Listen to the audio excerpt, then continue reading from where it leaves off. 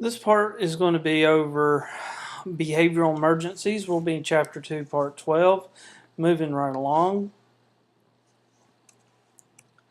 So, what are behavioral emergencies? These are emergencies that do not have a clear physical cause. There are many different things that can contribute to or cause a behavioral emergency, and we'll get more in depth with that whenever we go over psychological and behavioral emergencies later on in the program. However, this section is just for your well-being. So one thing that I really want to stress here is just remember that any behavioral emergency could be caused by something physical like a head injury, hypoglycemia, or some other medical problem. So just don't rule out that the patient is suffering from some type of behavioral crisis.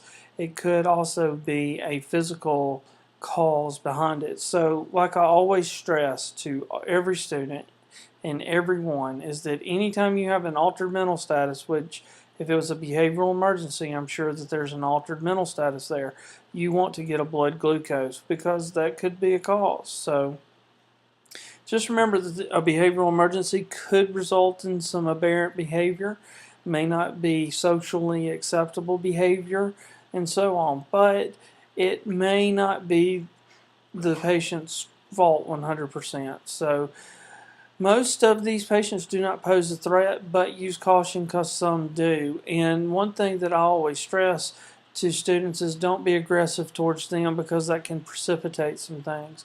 You want to be as calm as can be because your calmness is what's going to bring control to the chaos in this situation. So you want to evaluate the scene for potential violence. Considering, some of these factors. You want to look at the patient's past history.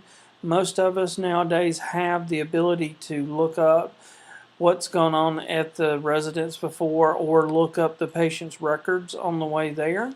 So you want to look and see if he has a past history of violence. Look at their posture. Are they tense? Are they rigid towards you? Are they screaming at you? Do they have a meanness in their tone of voice? And look at their physical activity. Do they look agitated? Are they pacing back and forth? Are they swinging a weapon? Are they threatening? If you have any of these things present, then you want to back out of that scene and you want to contact law enforcement, or you may need ALS because ALS may need to come and help sedate the patient.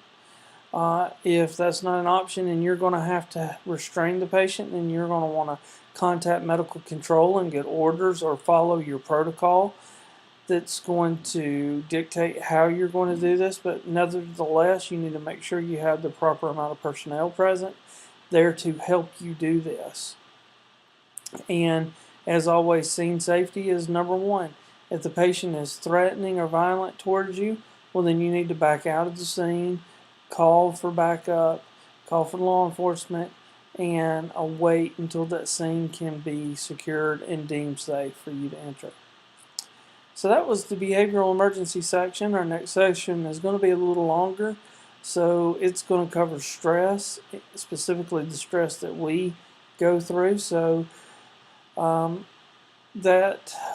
get you a bowl of popcorn or something because it's not going to be one of the little 5-minute ones. So, well, I hope you've enjoyed this so far. And as always, if you have any questions, please feel free to contact me.